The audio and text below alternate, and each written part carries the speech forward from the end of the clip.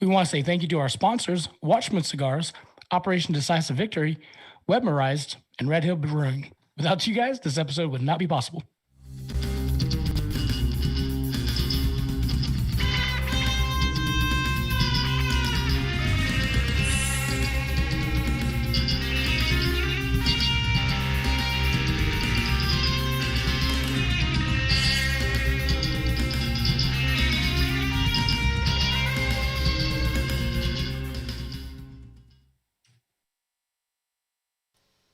Hello, everybody. Welcome to a brand new episode of the Southern Fried Philosophy Podcast, where it's our take on life, liberty, and the pursuit of gravy, while you, the listener, are invited to come up on the front porch, grab a beverage, and set a spell. We've got a great show lined up for you, as always.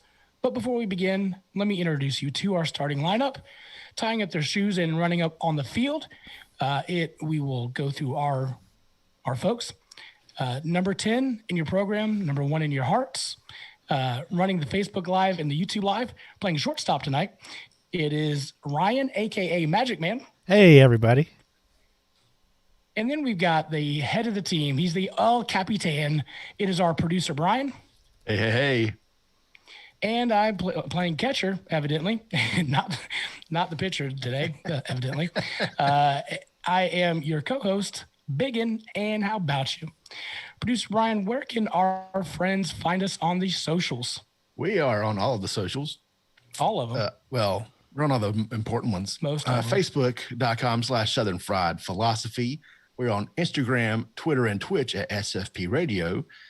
We're on YouTube at youtube.com/channel/UCCBEM8FHQ2YKTUMGUMI5NPG. You can always email the show at, sorry. So that's an uppercase N, by the way. Well, yeah. So capital U, capital C, capital V, capital E. You get the point. We'll move on. Yeah. You can always email us at sfpradio@gmail.com. We'd love for you to support the show, patreon.com/sfpradio. And we are streaming on iHeartRadio, Spotify, and the TuneIn app. Absolutely. Listen, if you have a few extra dollars, we would appreciate it. Honestly, most of our money goes out the door to help other people anyway. So it's more of a treasure box that we put stuff in and then usually hand it out and delve it out as needed. So we would appreciate that. So thank you for doing that. Also, again, I know there's more than 100 of you that listen to the show. So for crying out loud, how many more weeks do I have to sell you to go to YouTube, click the subscribe button, smash it, lick it, cuddle it, whatever you want to do with it. That's between you and the button, consenting buttons. Please just, smash that and then just subscribe, turn off the notifications. You don't have to worry about any of that stuff. That'd be great. Just to subscribe. We need 100 people to do that. So that would help us out a lot. If you're staying at home and you want to do your own podcast, shoot producer Brian an email at headlines@sfpradio. That would be awesome. And if you want to be a show sponsor, email me at sfpradio@gmail.com. And you could get your name listed on the sponsor shout out at the beginning of the show. We want to say shout out to our listener from Wales. I picked Wales specifically because episode 176, if you guys remember. It's the same Wales? No, it's a different one. Okay. It's the country of Wales. It's no H. Yeah, no H. 176 title is called Famous Wales. Maybe he meant famous Welsh. Oh. Maybe he just misspelled it and was trying to find famous Welsh people. Yeah, sure. Famous All right, Welsh. Norman. That makes a lot more sense now. Way more sense. By the way, I took that little nugget and I showed my brother-in-law and my sister-in-law and my wife, and we had a groovy time going over Norman's tweets. If you don't know what we're talking about, go listen to episode 176. That would be great. Yeah, we recorded the whole thing. You should check it out. And it's free. Yeah. At least for now. I'm going to start making you pay. If you don't smash that YouTube subscription, we're going to cut these off at like 5 episodes only, and then you got to pay for anything else. Yeah. So smash that YouTube button. So I'm going to ask you, like I ask you guys every week, how you be doing? Magic Man. Hey. Hey. Hey, Hey. Yeah, Hi. hi. Hey, I'm about a few ounces lighter tonight. Oh. Not due to dieting, but I had some skin removed. And if you're Oh. again, smack the YouTube button so you can see this. Got a Band-Aid here, got one Okay. here, and then I had a couple other little spots removed today, and relatively painless. The worst part was getting numbed up, getting the needle stuck in there. But they That's disgusting. once yeah, and actually it's like halfway it getting injected in it, the pain went away. It was really cool. Oh, So yeah, fast. so fast. just Yeah, it ate was very dinner. fast. Yeah, very fast. But yeah, doing good. Went down to Georgia, Southeast Georgia last weekend, and How was that? visited my in-laws. Had a great time seeing them again. The needle stuck in there, but they. What was that? I tried to be fancy and share the episode, but then He's watching came himself up on on my TV. phone. He's watching himself. Hey, my wife said I look good with a shirt on, so trying to do all that. What's up? Yeah. But Sorry, so Georgia. yeah, Georgia, and my niece made us some meatloaf one evening for dinner. And it was really some good. Yes. Meatloaf. Yeah, it was really good. How'd you make said meatloaf? All I saw was a loaf of meat with some ketchup on top, and that was it. All right. It was either ketchup give or you barbecue sauce, but whatever it was good. Either way. Was it juicy? Yes. There was Okay. there was Was it like a juices. dried out hamburger patty? It was not a dried out hamburger patty. It Okay. was juicy, and it had flavor, and it was just I was really impressed. She's 15 years old, and did a great job with it. Wow. Yeah, Oh, we need to get the Well recipe done. so we can. probably should. done. Yeah, or hopefully maybe I've she can given come up you here the and visit, recipe. and we'll have her make it, and then invite y'all over, and there we go. There's that. What were you saying? There's that. I feel like we've got a creepy vibe going on tonight. I don't know. Producer Brian, how you be doing?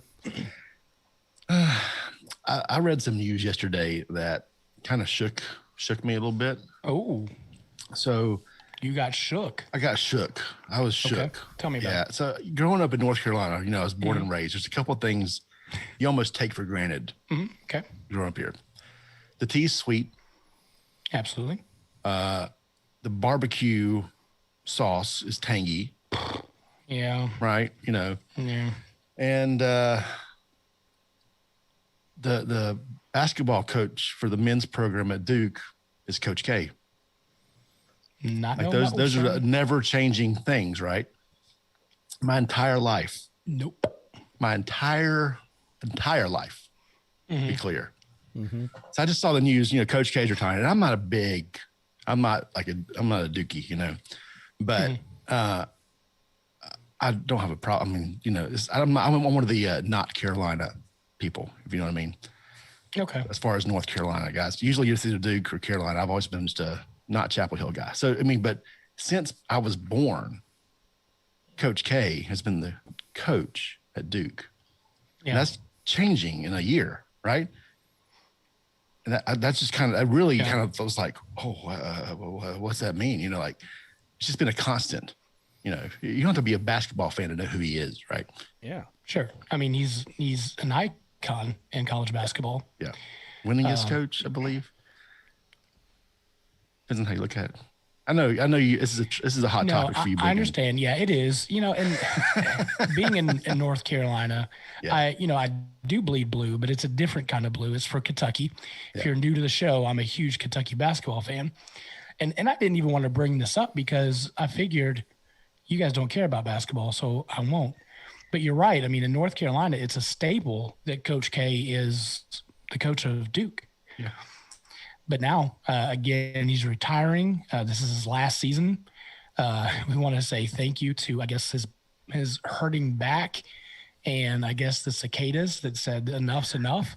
And he's going to retire and COVID and whatnot. So I hate Duke.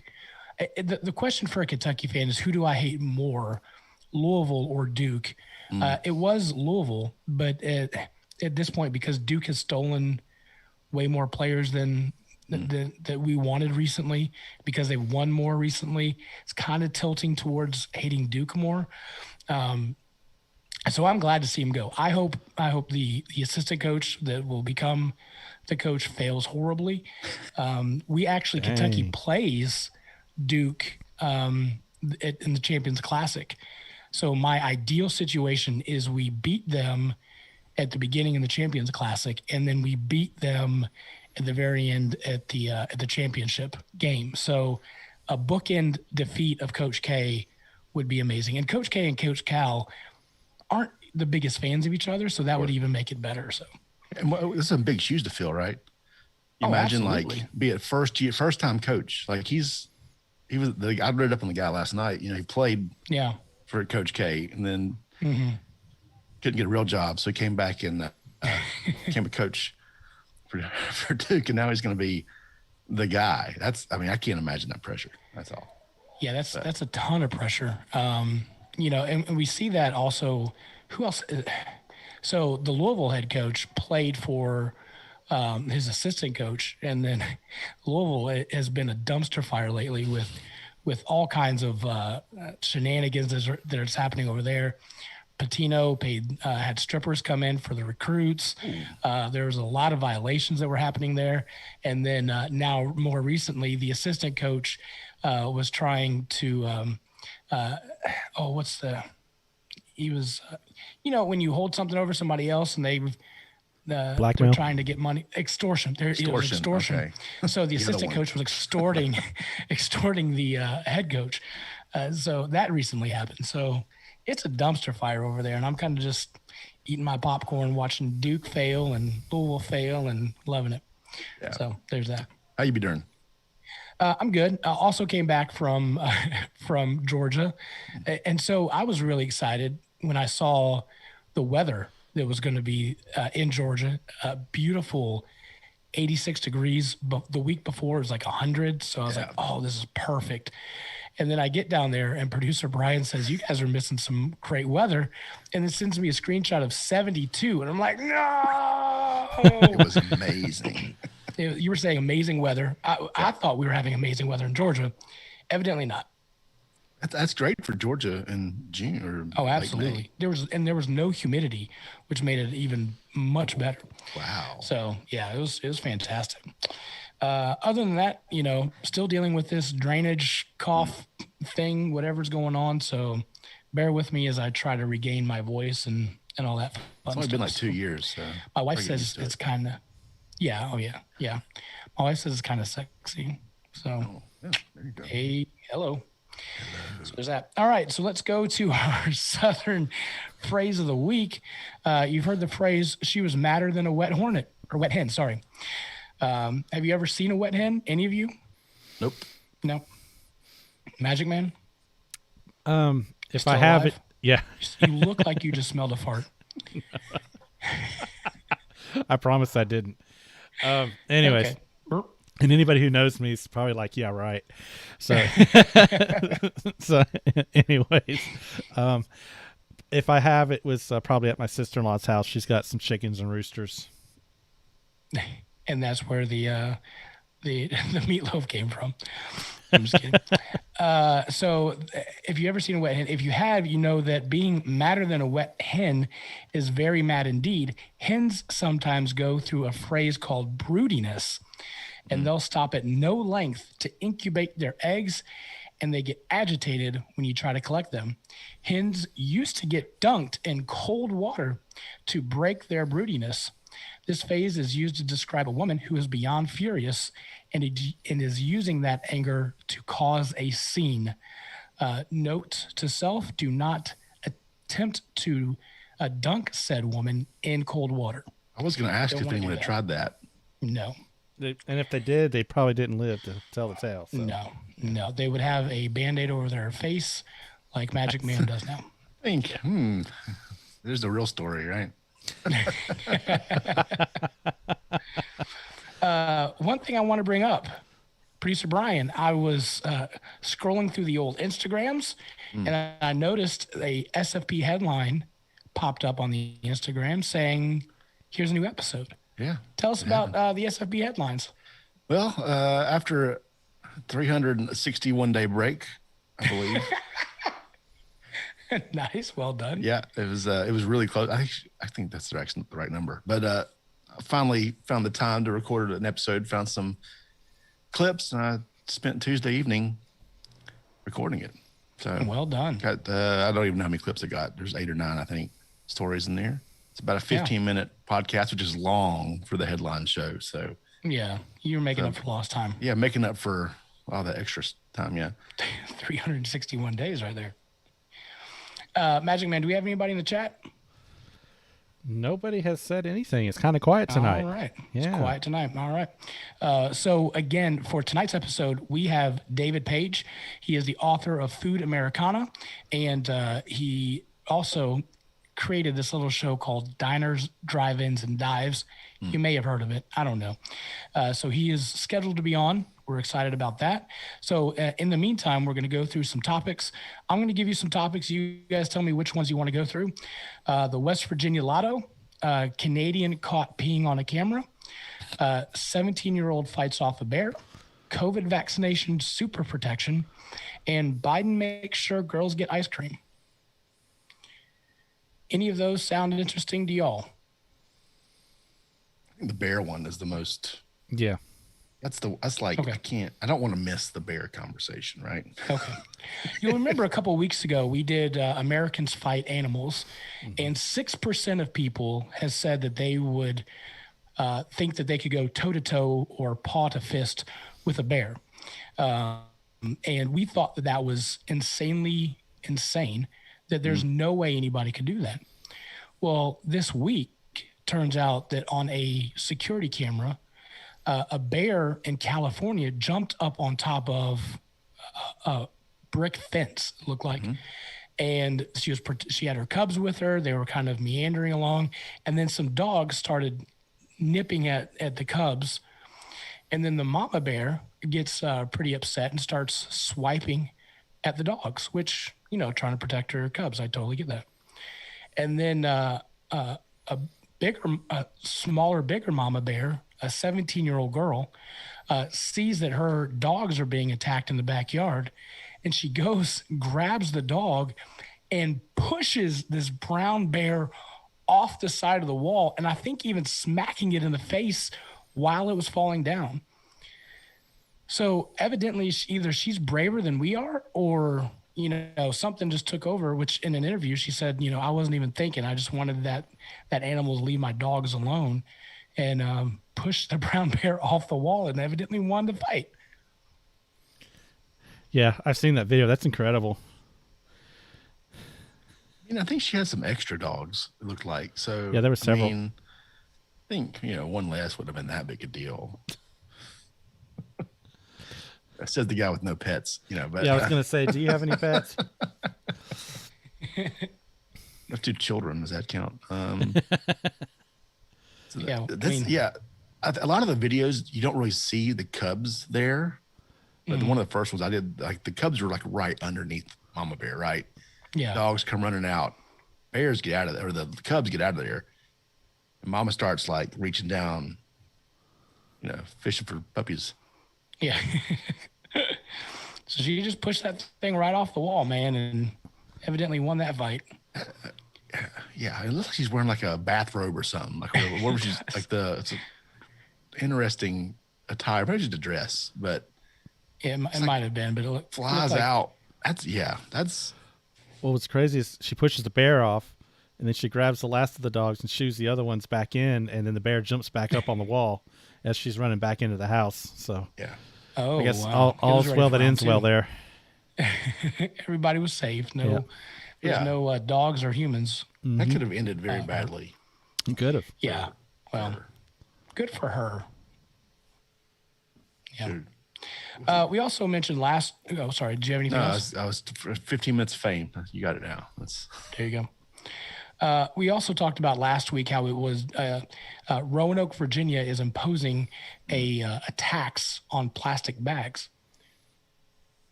Well, I went to the local, my wife had a Walmart pickup, and I was like, well, let me go pick up said groceries. Went there, came back, and I started counting how many bags there were in our grocery pickup for 1 week. Turns out there was 30 plastic bags, 30 of them. Good gracious. One bag had a pint of blueberries.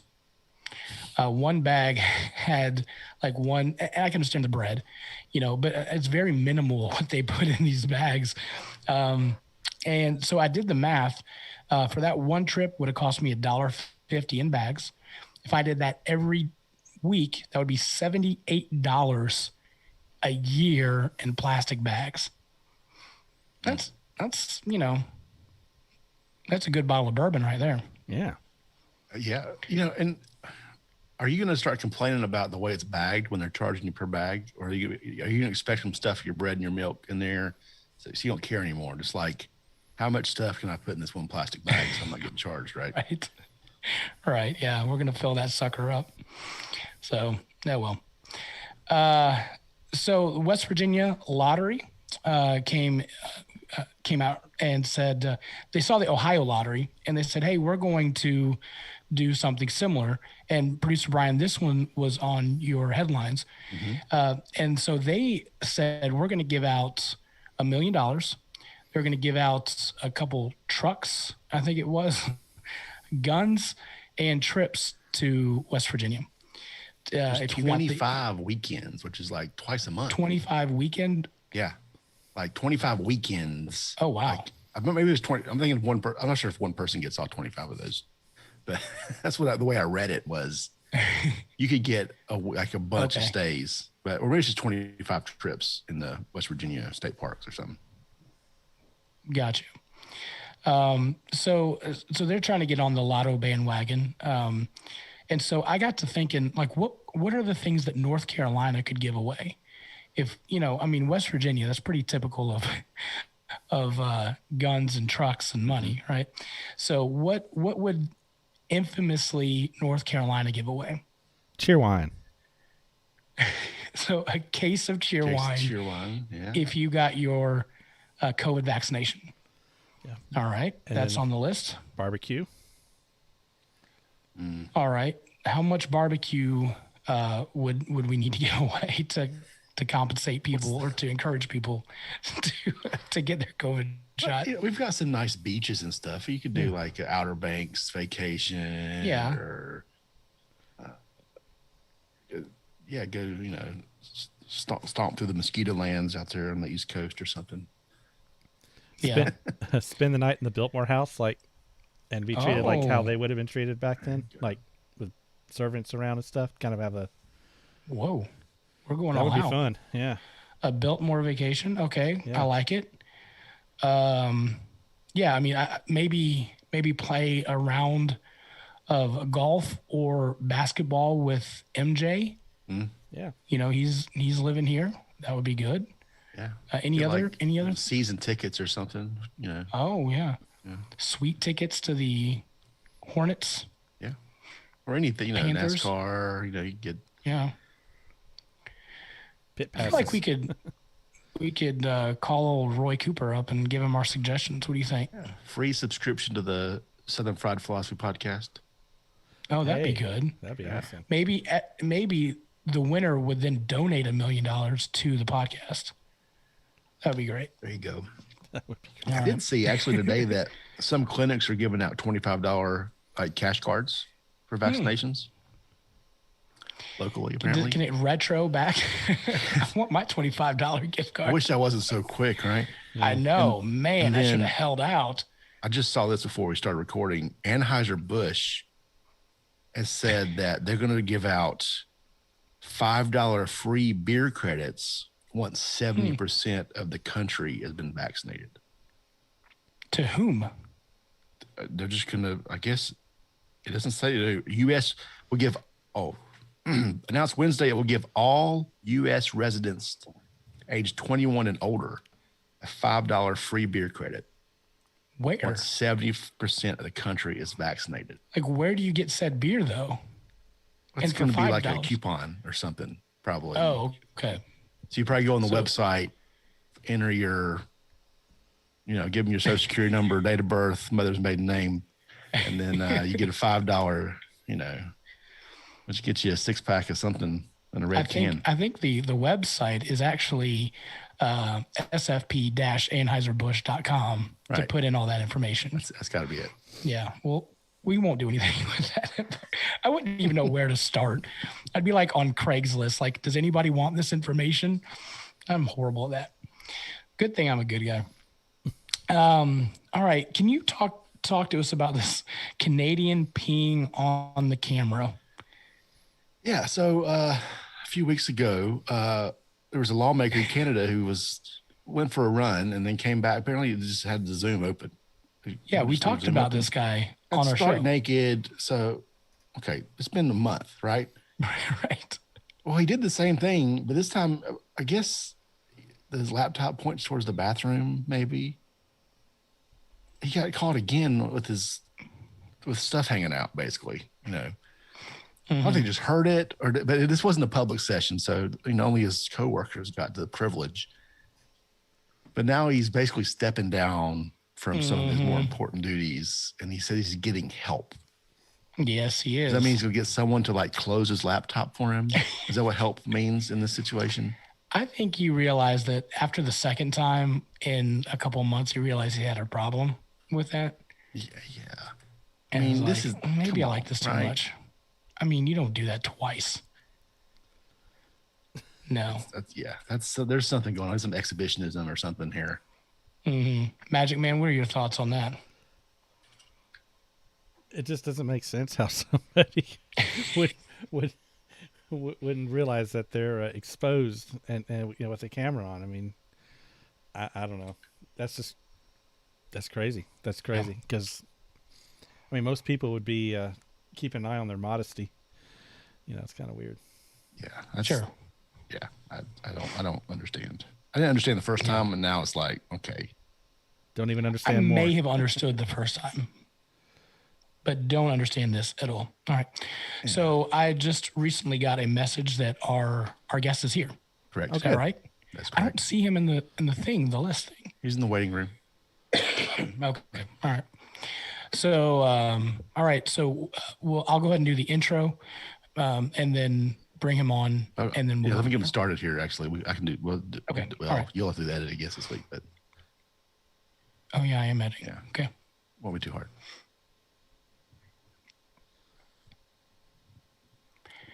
All right, Mr. Page, are you on with us? Oh, you probably want me to. You probably want me to turn on my camera, huh? It's whatever you want to do. Yeah, 40 years in television, I can't handle this.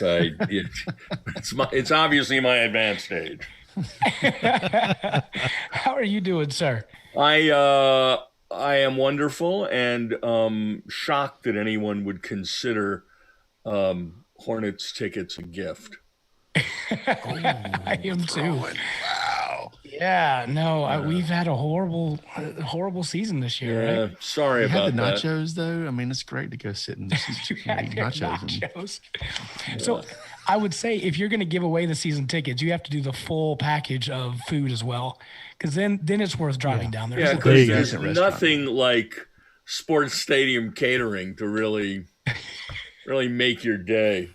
Is that the next book for you? Sports stadium food.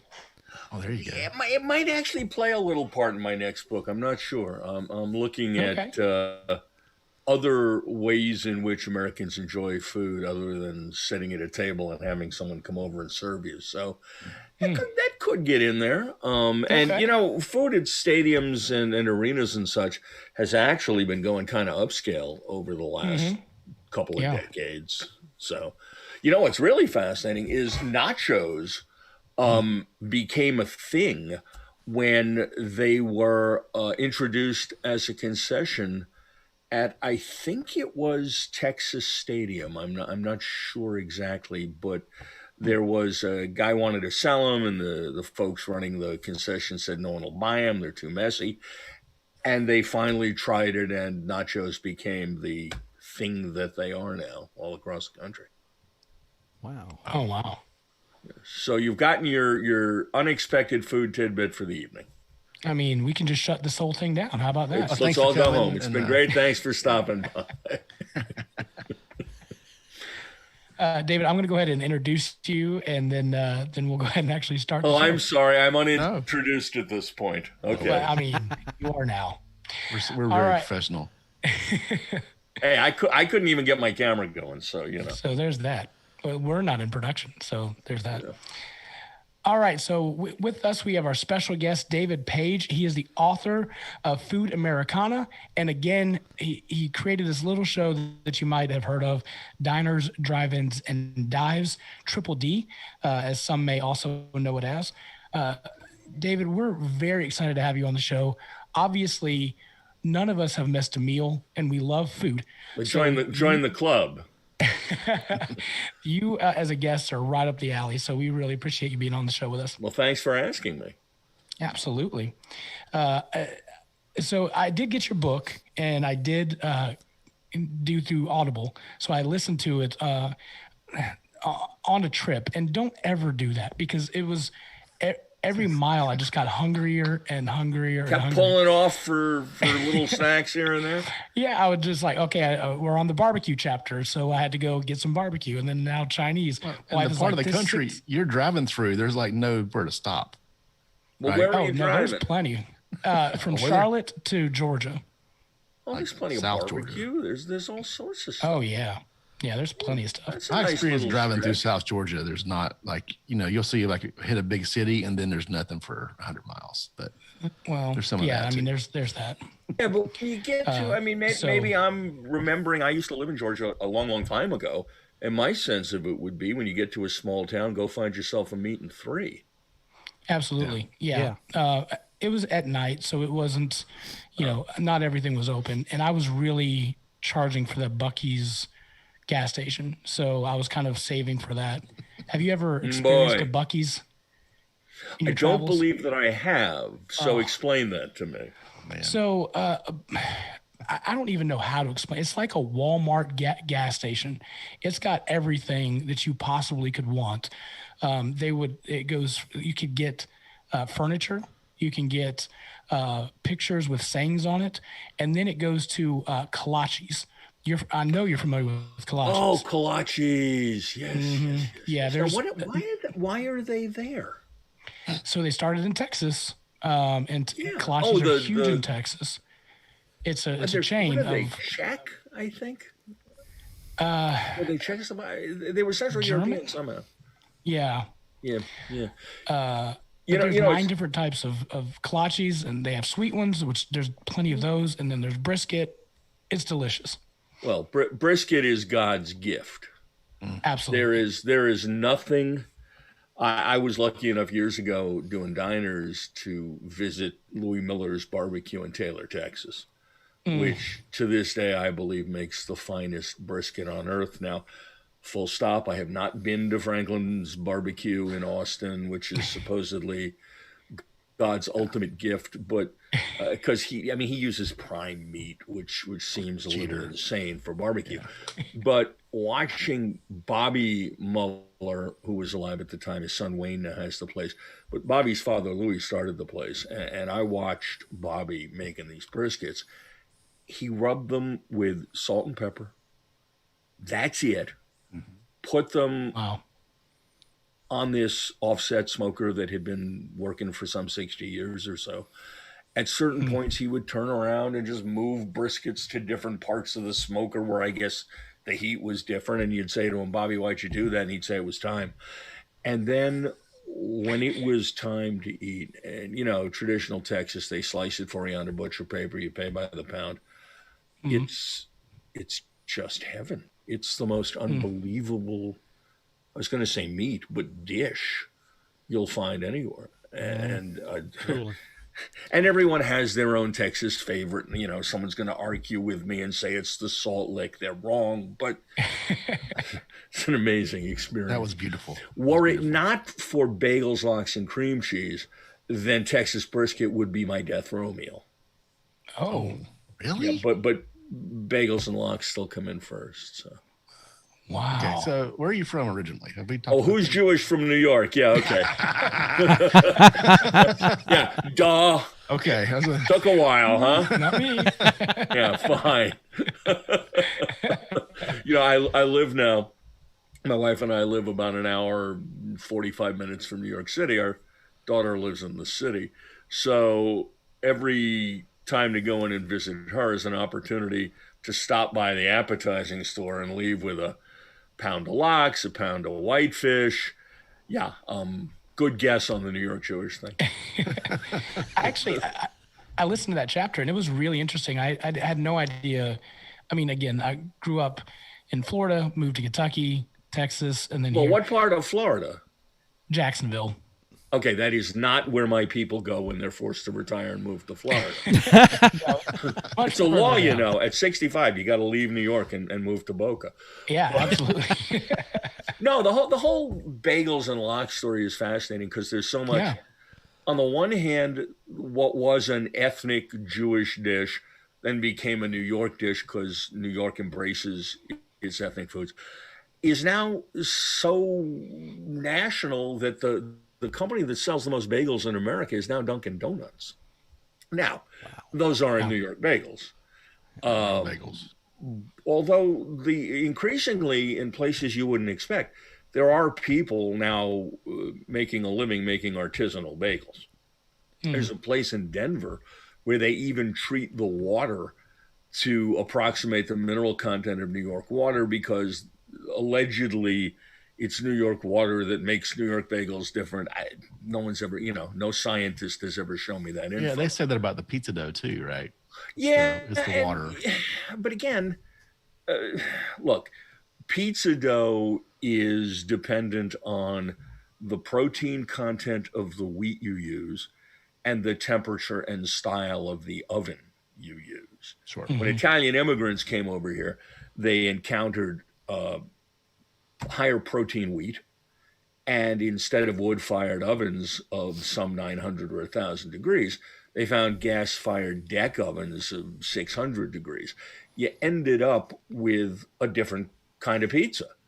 But we do that to all foods that starts, well, our entire cuisine, the premise of my book, is that our entire cuisine is created from foods of other countries and cultures, which we adopt and modify. And there's nothing wrong with that. I mean, people talk about it's not authentic. Well, it's authentic Chinese American. No, it's not authentic Chinese, although Chinese is a series of regional cuisines. So you're better off saying authentic Cantonese or Beijing style as opposed to Chinese. Nonetheless, pizza in America has had a glorious run. Is it similar to pizza in Italy? No. There are a few places that make pizza Napolitano well. There are many more places that make it poorly because pizza Napolitano, made the way the Italians want to make it, is soft and soupy. And if you give that pizza to an American pizza fan, for the most part, they're going to turn their nose up at it. In fact, there's a guy in Phoenix, Chris Bianco, who runs a place called Pizzeria Bianco, which is generally considered to be the ultimate artisanal pizza place, not just in the world, but probably in the universe. And he doesn't make pizza Napolitano. He said, I don't particularly like a stoppier or softer pizza. So he uses the same ingredients, but he makes the crust to be more like one you'd find in Puglia or Rome. And he's upfront about it, as opposed to a lot of places making a very crispy pizza Napolitano. Yeah, your book, by the way, is fascinating. I loved it. I really did. It's it's a little bit of diners, drives, and the dives, and where you get to hear the different restaurants and you get to hear people's thoughts on the dish. But there's also so much history. Almost there's a History Channel series called the foods. Yeah, and it kind of reminds me of a little bit of that as well, which is fascinating. And then it has recipes on there, which I'm like, This is perfect. So, You know what I like, and the recipes were not initially my idea. The publisher suggested them. So there's a reason to have a publisher. But what I did, we didn't want to make a cookbook out of it, but right. we have a recipe at the end of each chapter, and most of them are famous recipes, like the white barbecue sauce from Big Bob Gibson's down in Alabama, or trying to think of I think it's Tony's pizza, Tony Gemignani's pizza recipe that I use. Tony is one of the leading figures in pizza in America. I actually audited. He runs a pizza school out of one of his restaurants in San Francisco, and I spent a few days there learning that it's really harder to make pizza than you think, and I stink at it. You mentioned there just burning your hand trying to get that pizza to go around very quickly. Well, it was a Napolitano style crust, which means you got 60 to 90 seconds to deal with it, and you got to turn it while it's in this 1,000-degree oven.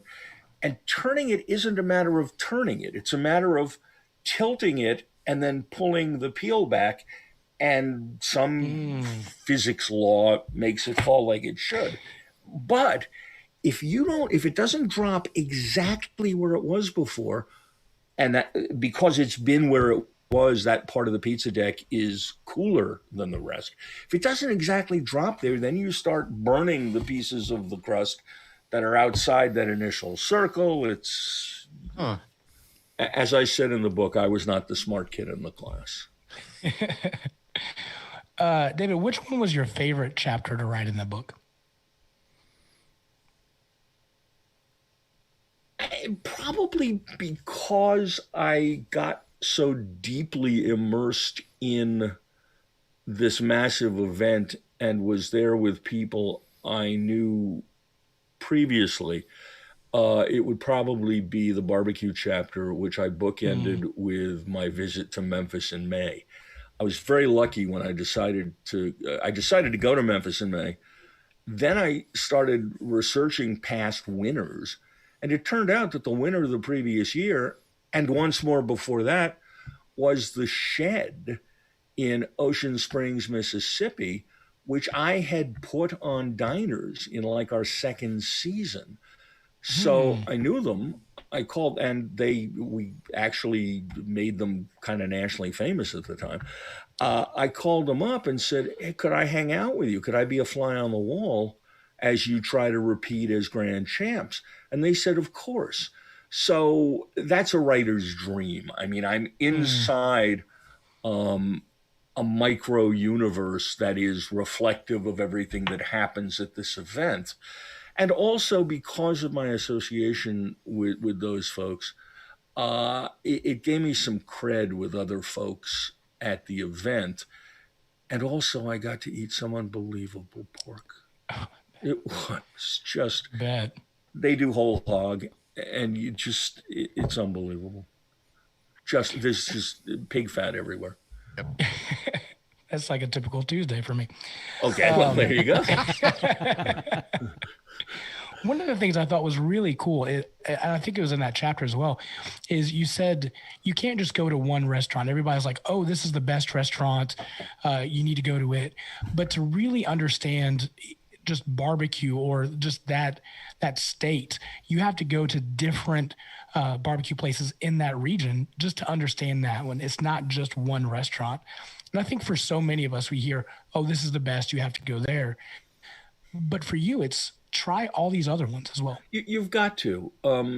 First of all, especially with barbecue is such an individualized art form. It is completely unique to whoever's making it. For one thing, barbecue has all these rules that people then religiously break. Technically, barbecue is low and slow cooking over indirect heat. Except for the very famous guy, I think in the Carolinas, who cooks his whole hog on direct heat in 4 hours at like 9 bazillion degrees.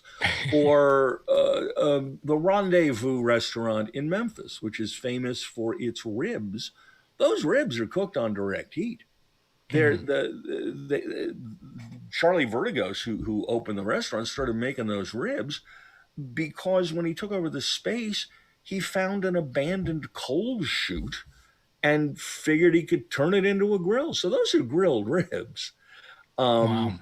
which is not what anyone would expect the alleged best ribs in Memphis to be. And I like them very much. I'm not going to say they're the best in Memphis by any means, but they're damn good ribs. And also, when you're attending Memphis in May and a torrential rainstorm breaks out and the rendezvous is right across the street from your hotel, it's a good place to eat.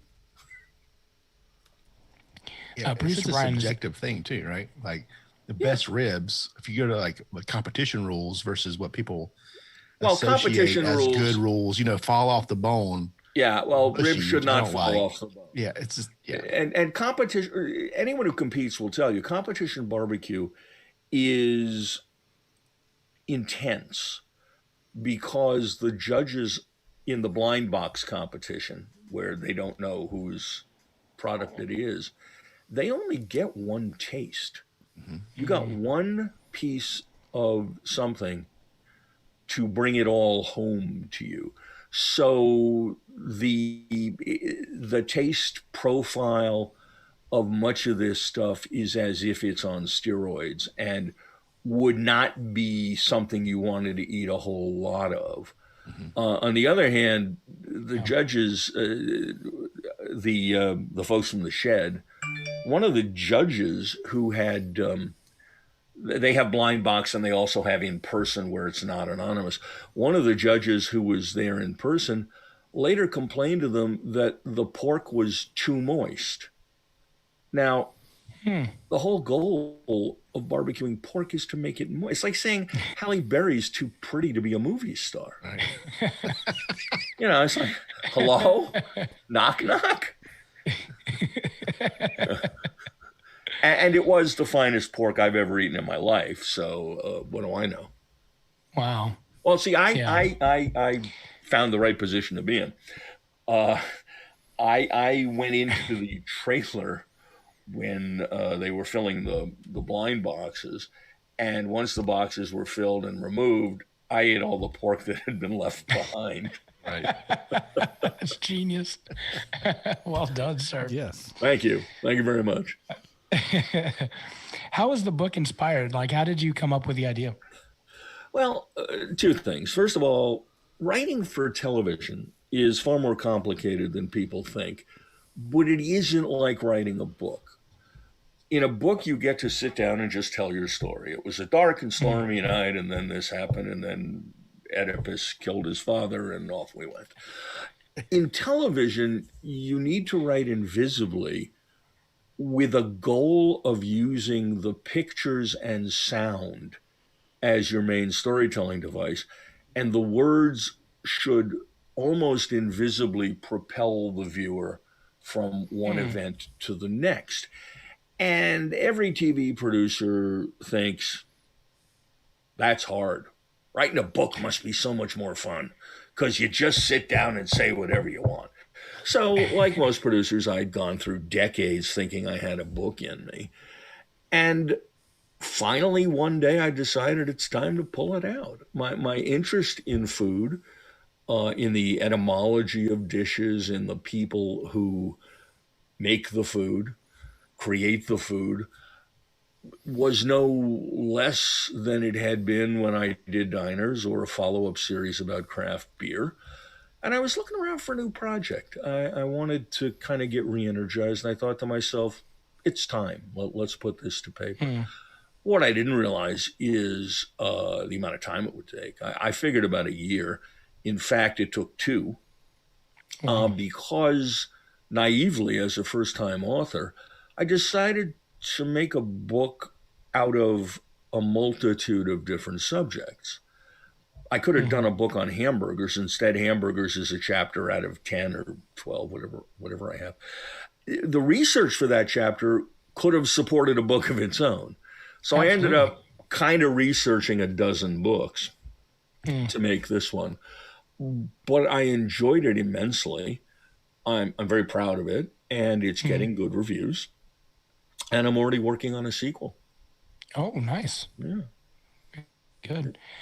I don't want to pardon the pun. I don't mean to hog the conversation. Feel free. So, Magic Man and producer Brian, if you have questions, please interject as well.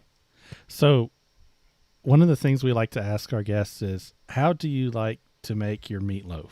Like, what is your way of doing it to make this it? This is a serious question? Yeah, Yes. It's an inside kind of conversation we ask a lot of our, especially food-centric I know guests. that theoretically the best combination is beef, veal, and pork, but I never get around to having all three of them in the house at the same time. So generally I make a basic 80-20 ground beef meatloaf. I include eggs, breadcrumbs, some Worcestershire sauce, salt, pepper, sometimes garlic powder, sometimes not. Usually cumin, which I find is a terrific additive to virtually any protein. Mm-hmm. And then I glaze it heavily with tomato paste and ketchup. And I go for a pretty obscenely thick coating, in the belief that somehow it will seal in the juices. I don't know. And then I put it in the oven. I cook on a higher heat than many people. I cook a lot of proteins around 500. And then when I pull it out, I cut it into wonderful pieces, and it usually falls apart in a way I wish it wouldn't, but it's terrific. That's fantastic. So that's how I make meatloaf, gentlemen. It sounds very good. Yes. Yeah. Okay. We had the background on that is we had one of our sponsors say that he made meatloaf, but it was just meat, onions, and pepper, and that was it. And we're like, that's not meatloaf. That's just a hamburger. So last season, our thing was just we were asking everybody how they're making meatloaf. So that's the backstory on that question. Yeah, but meatloaf's such an ultimate comfort food. And, it really is. It feels like home cooking if you're cooking for a family, but let's face it, it's, you just throw some stuff in a thing and off it goes. So, and especially with both parents working for the last, 50 years, 60 years, the whole concept of family meals has been jeopardized to such a degree that any opportunity to produce a comfort food favorite is a great thing. I actually made my wife a recipe. I don't cook from recipes. I don't clip recipes. But the Jewish Daily Forward, which in my grandfather's day was a Yiddish newspaper in New York. It's now, you can still get a Yiddish edition, but it's become a pretty widely read newspaper to people whose interests include Jewish things. They introduced their new food columnist, and in her first piece, she included a recipe for one of her favorite dishes that her mother used to make. And it was chicken thighs, basically in a mushroom soup casserole sauce. Now, I have been just mocking my wife pleasantly for years because she likes that horrible mushroom soup green bean casserole people have at Thanksgiving. And I pretend to die when she raises it. So I sent her kind of half as a joke, would you like me to make this? And she said, yeah. So I actually cooked with mushroom soup the other night, and it was pretty good. Well, the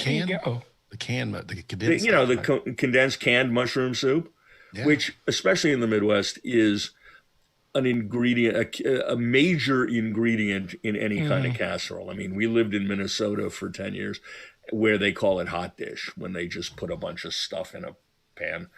The one thing this didn't have that Minnesota is famous for, which is generally a pretty good idea, is they top a lot of stuff with tater tots. Yes. Yeah. And you can't beat a tot. Right. Just to add a little bit, if you go back to your meatloaf recipe, put some honey on your on the top. Excellent idea. Excellent, especially because it'll caramelize. especially that temperature. It's gonna 500 with honey. You gotta get a nice crust on there. Yeah, there you go. I will definitely do that. I used to use maple syrup in a similar way when I lived in New England. Even because I'm a huge bourbon fan, I even mix a little bourbon with the ketchup and the honey, and then put that on top. Well, I'm a big bourbon fan too. Why would you want to burn out the alcohol? You get that taste on it, just a little bit of that taste. I'm joking with you. But what's your bourbon you go to? Weller's. You're not supposed to admit to things like this. Okay, it's just even though it's not bourbon, I like Jack. Okay. It's a Tennessee sour mash, which technically isn't bourbon, but my daughter used to compete in Lexington, Kentucky, in a show jump. Come on. Okay. And we we did a lot of bourbon. Perfect. Yeah. Oh, very good. Producer Brian, questions at this point, or are you going to? Which direction? Well, okay. So you mentioned there's a chapter on barbecue. Yes. In your book. I'm in North Carolina, born and raised, so I have very specific opinions. Well, what part of North Carolina? What's your sauce? I'm from Charlotte. I'm right on Charlotte, so I'm smack in the middle. Mm-hmm. So I tend to get the Lexington style is what's served around here. Mm-hmm. I'm not saying I don't have a bias, but did you get into the history of that at all in your book? Yeah, a lot of that. Certainly the mustard sauce in South Carolina, but I think the general use of vinegar in North Carolina, as I recall, and don't quote me, I'd have to open the book and my research again. I think a lot of that was attributed to German immigrants who were trying to replicate the flavors of dishes like sauerbraten that they had left behind. Although, I mean, look, vinegar had always been used as a rub on whole animal barbecue, but I think a lot of that went back to the Germans. Interesting. Yeah, my understanding was the German, like the Lexington style with tomato added, maybe. Well, tomato was added after Heinz ketchup was invented. I think, maybe. No, Heinz ketchup was invented, I want to say 1904 or something like that. Okay. But that's when you started getting red sauces. It was I have to open the book and check quickly. It was introduced to the world at one of those World's Fair-like expositions, maybe the one in St. Louis, but that's what caught on. Although, as I quote, I think it's John T. Edge. No, it's not John T. Edge. It's an authority on barbecue and Southern food, as saying, in the final analysis, regional styles kind of boiled down to one or a few pitmasters who that was their special blend. And when people started liking it, others started to copy it. Sure. Some of the historical research that I read but did not quote in the book attempted to link particular sauces to particular pitmasters who supposedly were the first to do it. But and it's fascinating because on an etymological level, barbecue is the most personal of foods. I decided to do mine this way. Yep. And then other people started to copy me, and all of a sudden I have a regional style. On top of the fact that the animal used depended on what was available in that region. I mean, you don't get a lot of mutton outside of Kentucky. That's right. But it's good. It's damn good. Yes, sir. So we're all in North Carolina. The name of the show is Southern Fried. What are some trends that you see in America in food, and then maybe specifically the South? Well, America's drawing from the South in one particular respect, which is the mania for fried chicken sandwiches. Fried chicken having been created in the South. Yes, sir. And the insane chicken sandwich war, which I chronicle in the book, as one of the experts I talked to explained to me, he said, look, chicken has surpassed beef in terms of the amount that we eat. He said, people may think they're doing it or claim they're doing it for health reasons, but it's almost all fried. Yeah. You know, nationally, I see Americans becoming a little more adventurous Mm. in that regional cuisines of the various countries whose foods we've adapted are starting to creep into the US from areas that we previously hadn't been eating their foods from, such as with Mexican food, a dish called birria de res, which is a spicy stewed beef dish. Birria was first noted in central Mexico, where it was generally goat.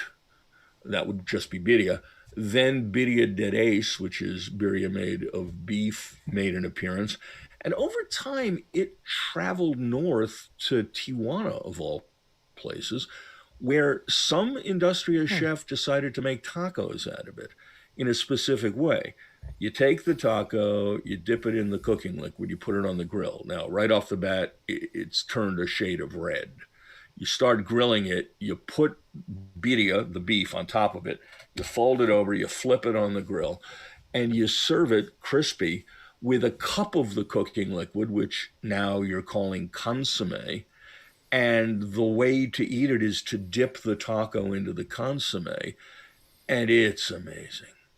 I drove Mm. with my wife 90 minutes from my home in South Jersey to a truck on the street in South Philadelphia to have some absolutely amazing birria. And birria has crossed the country. I mean, it went from Tijuana to LA and I guess San Diego. And then it started moving east. And a few years ago, Pete Wells, the main food critic,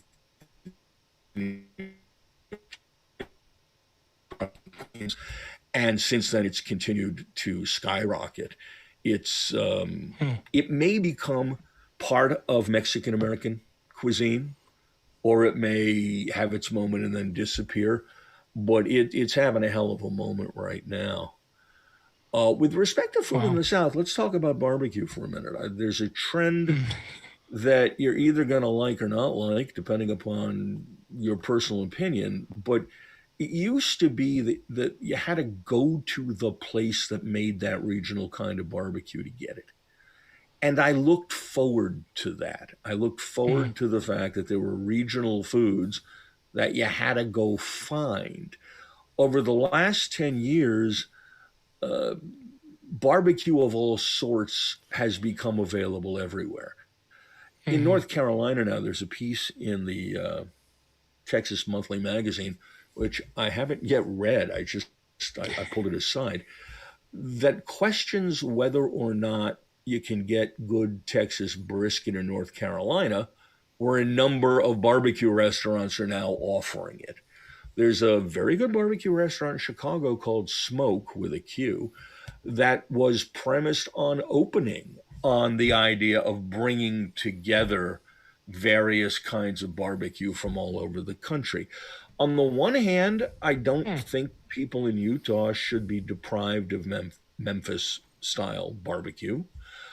On the other Right. hand, there's something nostalgic in me that wants to have to go to Memphis to get it. And that Mm. hasn't happened just with barbecue. I mean, you can get lobster rolls all over America now. I used to go Mm. to That's indeed. Maine with my parents in the summer to enjoy lobster. That trend, the nationalization of formerly regional foods, will continue. With respect to the South, for the longest time now, you've been able to get Southern biscuits all over the country. Mm. I remember doing a piece. Can you though? Can you What's really? that? Can you really Well, get them? I mean, okay, it depends. There's three guys from North Carolina who went to Portland, Oregon, and opened a biscuit shop, and they're kind of famous. And at this moment, of course, I can't remember the name of their place, but we put them on diners like 15 years ago, and they're still in business and they're expanding. And I would bet that it's a good biscuit. Is it the biscuit I would get in a small town in southern Georgia? Probably not. Should people be deprived of biscuits in Portland? probably not.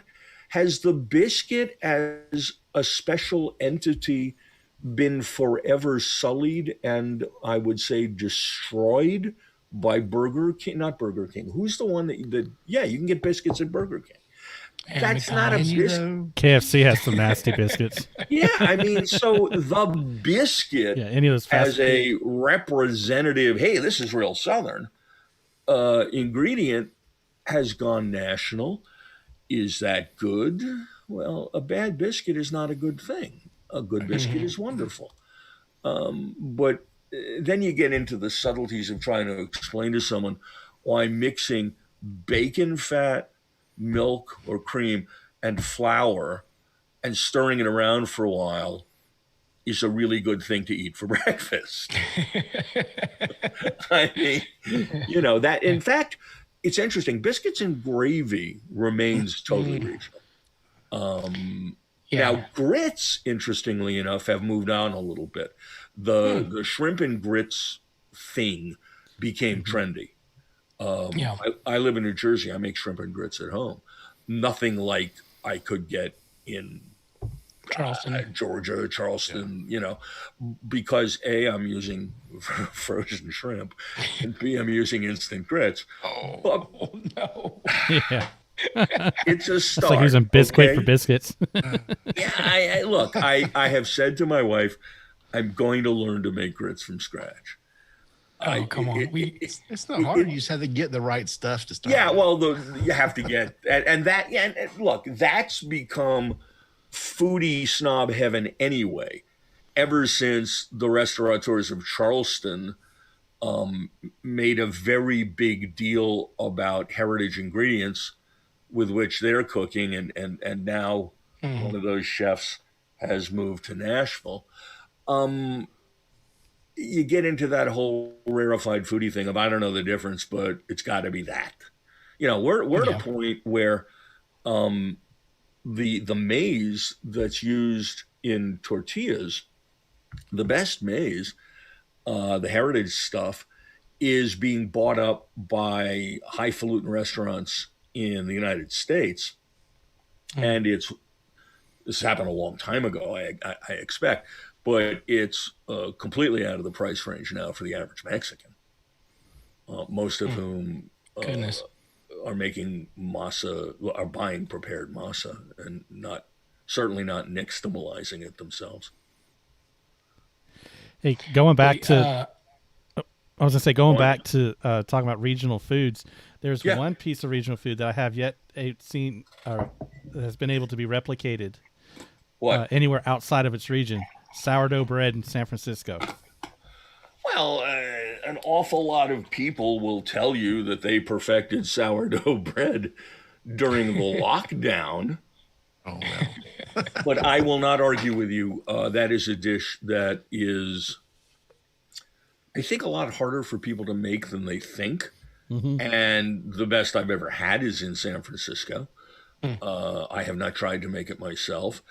But it's like look, bread is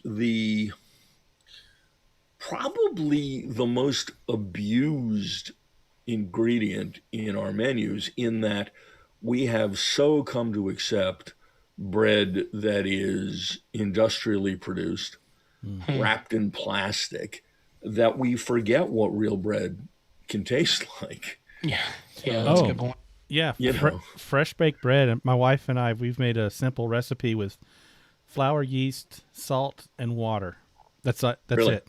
That's all that's in there, and it is so good, compared to bread's store one of bought. those things that's going to vary a ton by region, even if you use the same recipe, because of the climate and the humidity and the temperature. Like if we make sourdough here, you do the exact same process you do in California, it's not going to taste the same. No, it's going to be the same.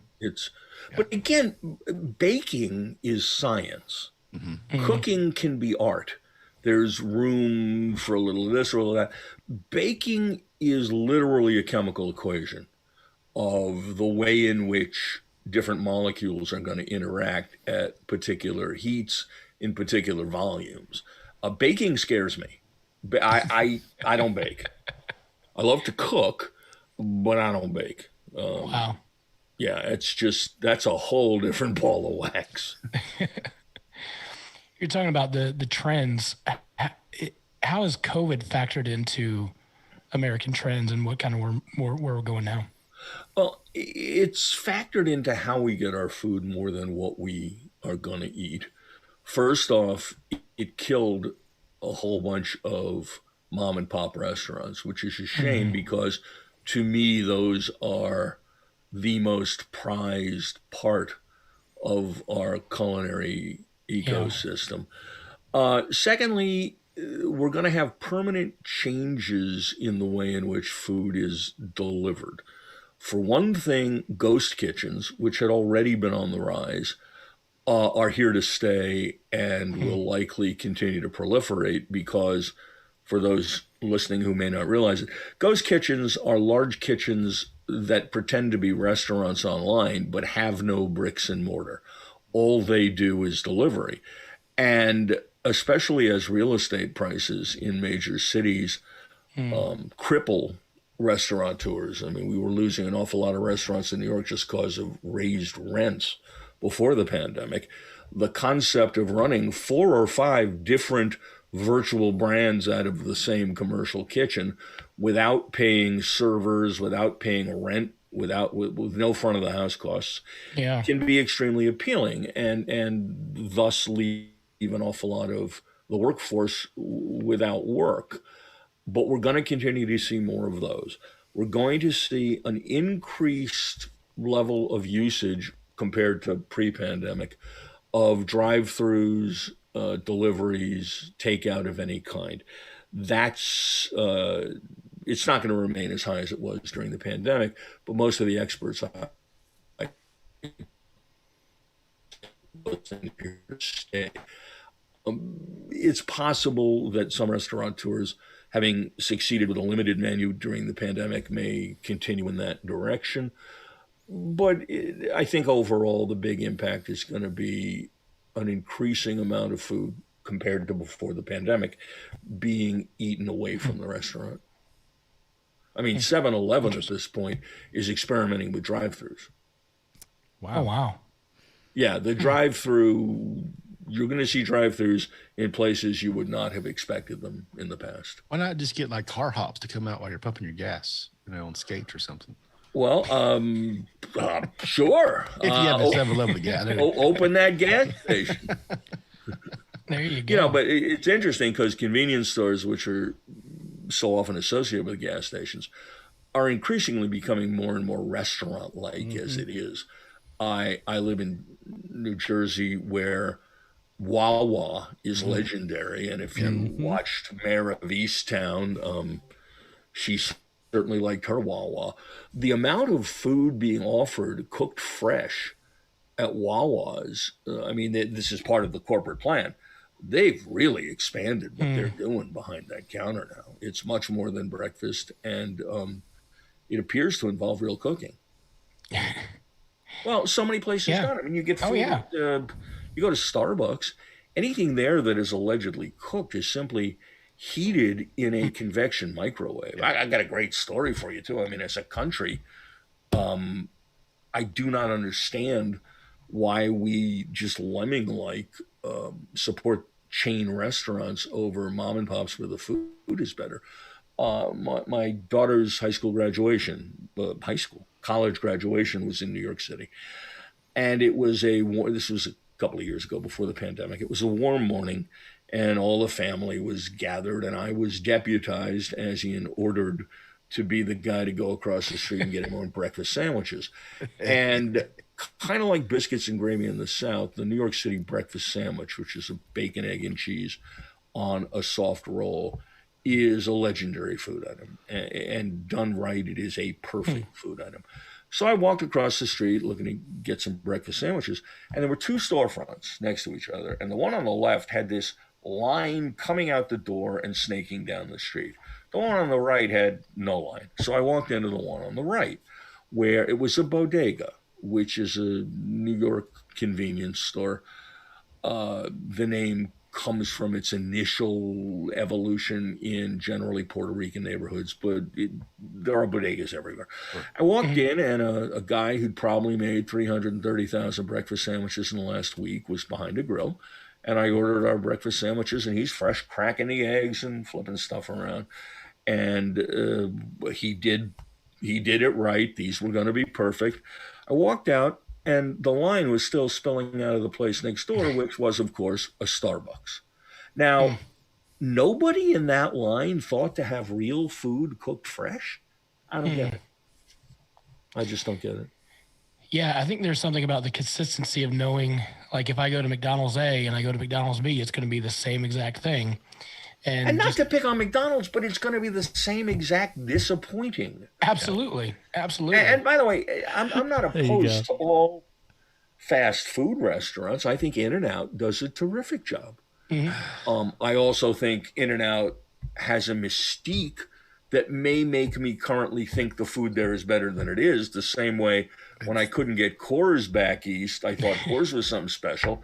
And then they started shipping beer back east, and I realized that it tasted like the urine of a farm animal.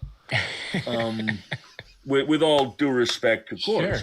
Sure. I'm not going to materially injure them in how much they sell.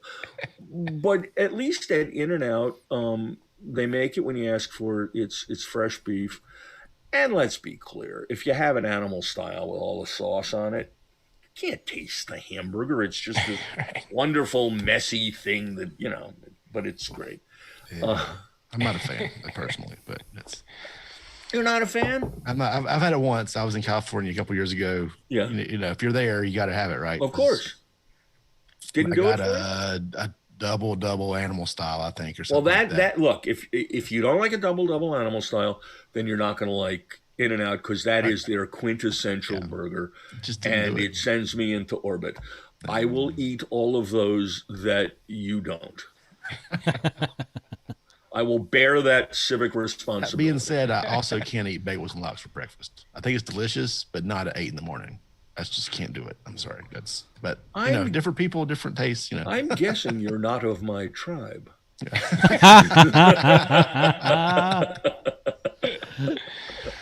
Oh, I would be remiss. Are we allowed to talk about diners and drive-ins and dines? Anything you want. Go ahead.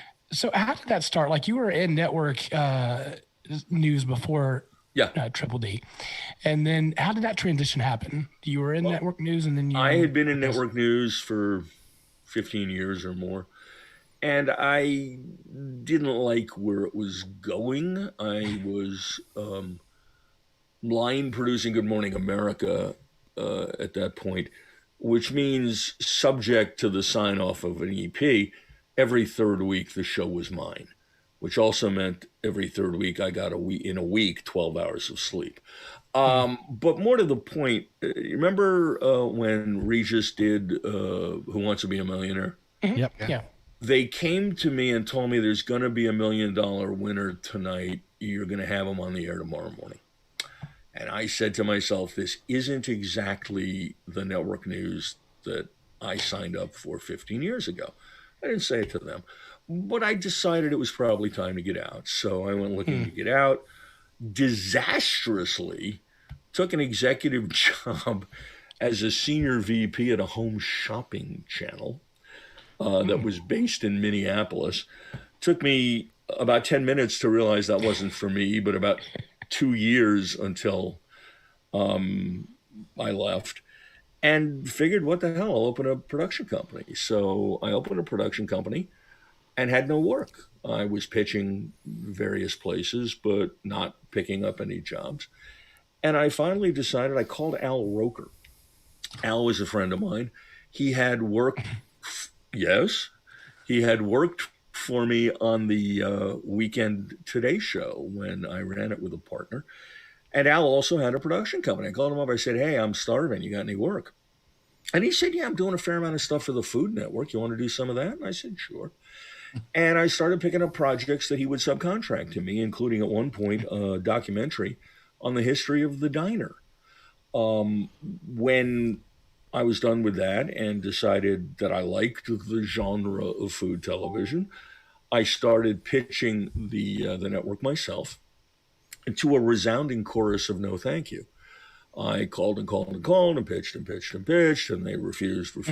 Finally, I'm on the phone one day. It's late in the afternoon on a Thursday or Friday with an accommodating Food Network executive who took my calls. And finally, after I pitched some things that she turned down, she said to me, "Don't you have anything else about diners?" And I said, "Oh, absolutely, Christine. I've been developing this show called Diners, Drive-Ins, and Dives." And she said, "Well, we have a development meeting Tuesday. Give me a write-up on Monday." And I put down the phone and I was delighted, but I had a problem because I had not been developing a show called Diners, Drive-Ins, and Dives. I had just pulled the name out of thin air or a body part, depending upon how scatological you want the story to be. And I spent the weekend calling people because back then you used your telephone to talk to people. And I Yeah. put together a proposal for a 1 hour special, and shortly thereafter they picked it up. Wow. It was not pitched as a series; they just wanted a special. But what happened was Guy had just won their Food Network Star Contest back when they still believed that they could use that contest to generate future stars. To the best of my knowledge, Guy is the only one who's been a success. But at that point, they they saw the contest as a pipeline, and they wanted him to have a primetime show. So they had asked a couple of big deal, big name production companies to come up with proposals for a primetime show.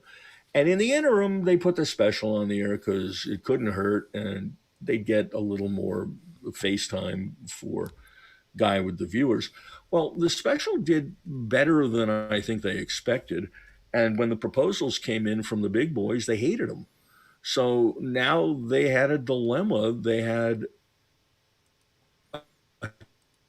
on there, and the only viable proposal for him was mine. So they picked up a short first season, and then they were surprised by how well we did. And I stayed for 11 seasons. Wow. I think the show is now in season 30 something.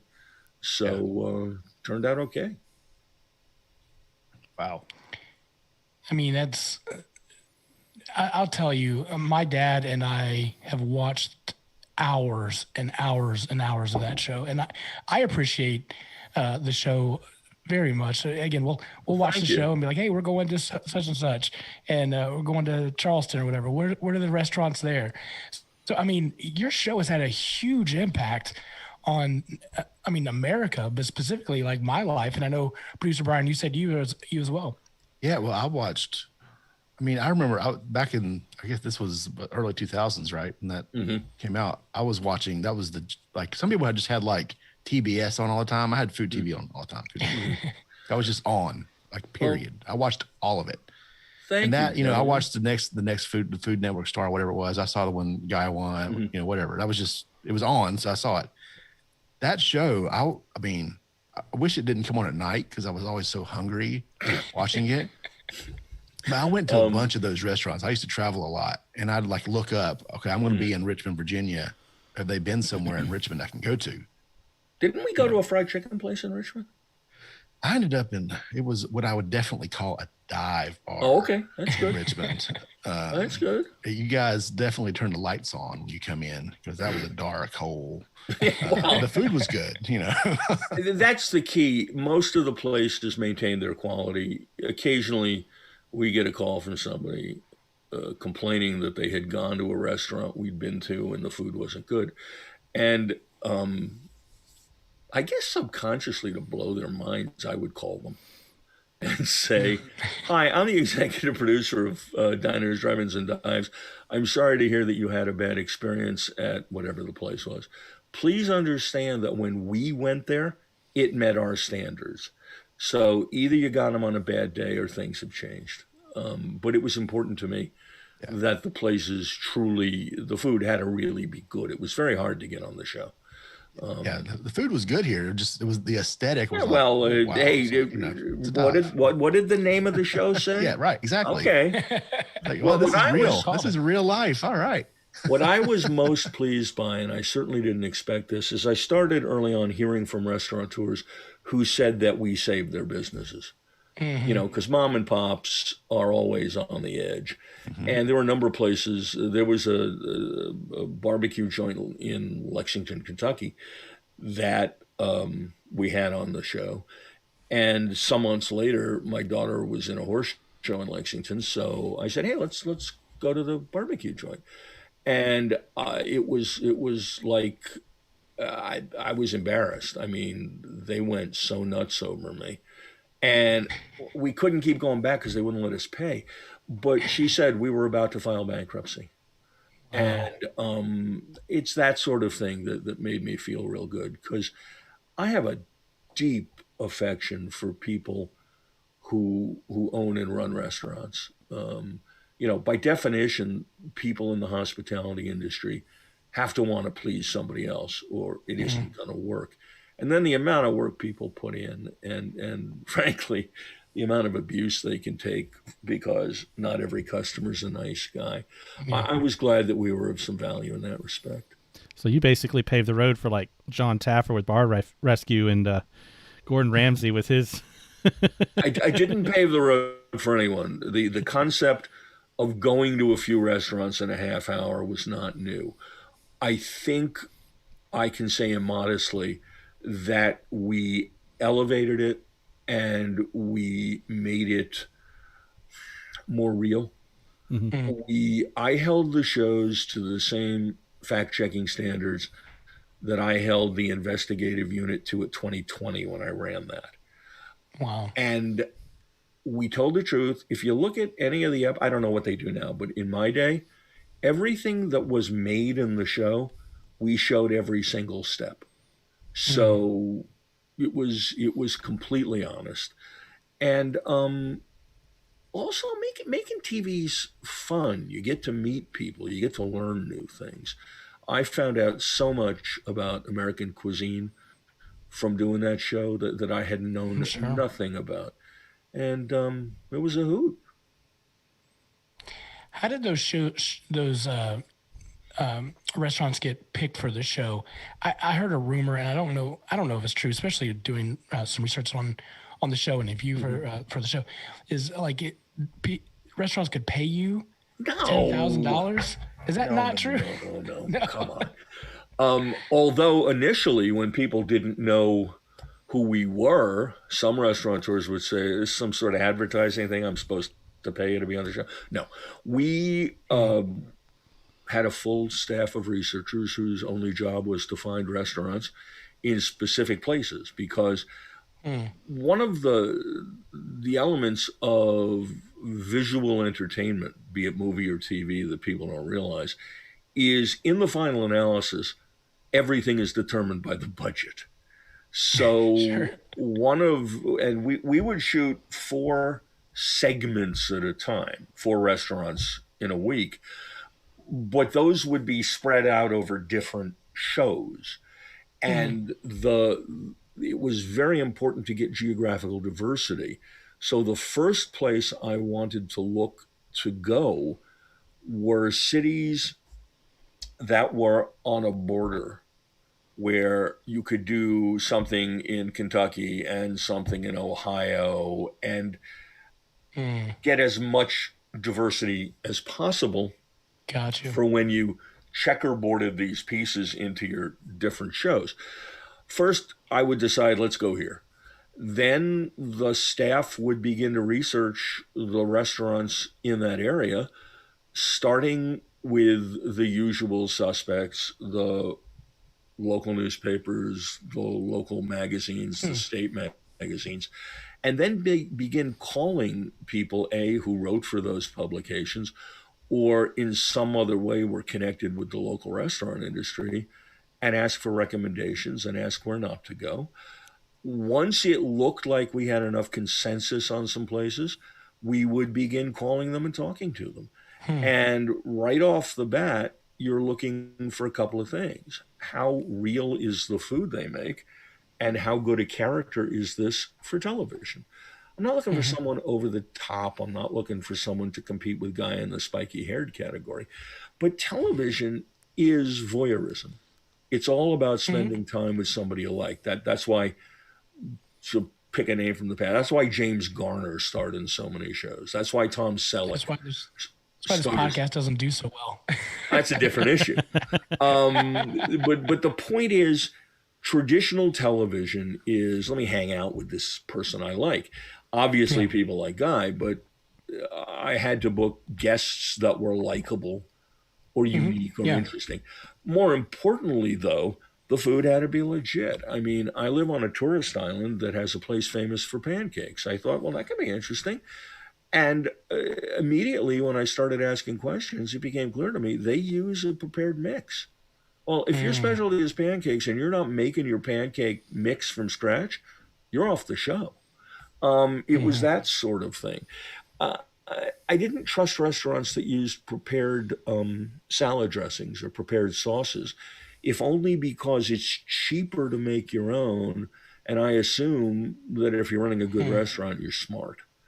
And it was that sort of quality control that we employed in our screening process. And 5% of the time, and the network thought I was nuts for this because I ate it, 5% of the time when they walked into a restaurant on in-person inspection, it did not meet our standards despite all of our screening. And I would tell Guy and the crew to walk out, say, sorry, we can't do this. Wow. As I say, that was literally 5% of the time. Wow. Do you have questions? You had that thought. I can see I it. do have it. Okay. Clicking. So you didn't have like a scout team go out and go like, we order a taco at this place and see what, Couldn't afford it. Everything is determined by budget. Wow. Travel is the big killer in television. We honed the screening process to near perfection, and we did it remotely. Wow. Well, I just looked up and I see that. Hey, I would. Oh, go ahead. What? Go ahead. No, I was just going to say today I'd probably modify the process to include a video walk around, which we couldn't do back in the day. I mean, I just sold a car that way. There's this service that they call you up and they walk you around your car with your phone and you like point at things, and then they give you a quote and come and take your car. Wow. Sold a 2008 Mercedes SLK 55 AMG with they just looked at my car over the phone. So okay. Wow. What were we gonna say, Ryan? No, I was gonna say I saw where Triple D went to one of the restaurants I love going to, and it's Pinky's West Side Grill. Mm-hmm. So that just where's that? Where is it? In Charlotte. It is. What's those intersections? It's like. Yeah, it's in Charlotte. It's in Charlotte. They yeah. kind of spun off. I don't know what year they were. Okay, now in your view, is that a place they should go? They did. Should they? Oh, should they? Oh, absolutely. It's a staple here in Charlotte. Well, good. It's a chain now. I don't know if it was a chain at the time, but they've definitely how many become restaurants popular. In the chain? There's probably 10 of them now. Is there 10? I'll look it up real quick. There's a bunch, I feel like. I was only aware of 2. Maybe there's 3 or 4. You get into that, at what point is it not a mom and pop? If mom and pop have opened, have expanded a little. Mm-hmm. Yeah. 3 or 4 locations maybe, although we would have to go to the original. Okay, you're right. There's only 2. I was thinking of something else, I think. Okay. There's only 2. I've been to both. There's 2. You went to 10 to 2. I've eaten to both of them 10 times, okay? 2? That's the problem. What? He eats too much Pinkies. That's good. Yeah, it was kind of the same thing. Wait, what's their signature dish? What do you eat there? Burgers, pretty much. It's a burger. Yeah, they're a burger place. They make a good salad too. they have a burger with peanut butter on it. Let me find it. I focused in the book on a burger with peanut butter on it in Indiana. here at Purdue named University. after a football player. Yeah, Dwayne Purvis. It's the There it is. Dwayne Purvis All-American. Wonder if it's in relation to Jim, the bearded chef. I do know you went to Cabo Fish Taco, and that was also on the show, and that's why we went there. And my wife loves it. That's kind of one of our spots now. You know, fish tacos were probably originally Japanese. I can believe that. You talk about authentic food. I hate that word. You know, fish tacos are Mexican. Right, except it's generally believed that they were first made by Japanese fishermen who had come to Mexico, and that the frying of the fish was an emulation of Japanese frying technique, which now escapes me, of course. But that's going to drive me nuts. Tempura, thank you. Tempura. So yeah, it's to purists that Mexican dish is Japanese. What's one of your best memories, David, of doing the show, of Triple D? Best memories of doing the show. Well, remember, I was only on the road for season 1, and between traveling and putting the show together, and we only had 3 months from green light to air to start. I would say that my best memories of doing the show were actually doing the pilot, when I learned that I didn't know who Guy was at first. I said to them, "Do you want to talk about a host?" They said, no, we got the guy we want you to use. And they named him and said that he had won the star contest, which I did not know there was such a thing. And I went to the website and I saw this picture of this man-child wearing shorts and flip-flops who looked like his head lost a bet with a blender. And I literally said to myself, I'm screwed. It wasn't. Now, we started talking on the phone, and it was clear he was not going to be a total disaster. But it wasn't until we got on site and started shooting the pilot that I had this revelation that he was green as hell. There was a lot he had to learn, but it was quickly apparent that he was the most naturally talented TV performer I'd ever worked with. And I've worked with some very big names. Yeah. And I think it was probably shooting at the Bayway Diner where it really punched me in the face and said, this could work. Because I had been pitching shows for 9,000 years, and the possibility of something working was beyond consideration. Although this was in New Jersey, and Guy, God love him, wasn't terribly familiar with how things are here. And he's behind the counter making jokes about the mob and being rubbed out. And I finally had to take him outside and said, Guy, in here, that ain't a joke. I mean, there was a guy at the counter packing. Yeah. Okay. Oh, yeah. So we went back in and did away with the mob humor. But I guess getting it off the ground and then the overwhelming throughout the time I was with the show, it's rare in the TV business that you actually get your vision on the air. And I actually got on the air with a show the way I wanted to do it. And that I am forever grateful to have had that opportunity, because that's real rare in television. Whose idea was the car? What about the car? Well, the car, like the classic car. Like, okay, when we iconic, went, right? when we shot the pilot, I begged, borrowed, stole, or rented a different classic car in each city. Because it just felt like it should have classic cars. When they picked us up, it was clear that I needed one car. That the finding a different car in each town was going to be a pain in the butt, and frankly, I needed one car for the the illusion that Guy was somehow driving across America. We never said that. Sure. Right. But, you wanted to see Guy in the car. So I called the woman from whom we had rented that particular Camaro for our Boston shoot on the pilot. Sight unseen, paid far too much money for it.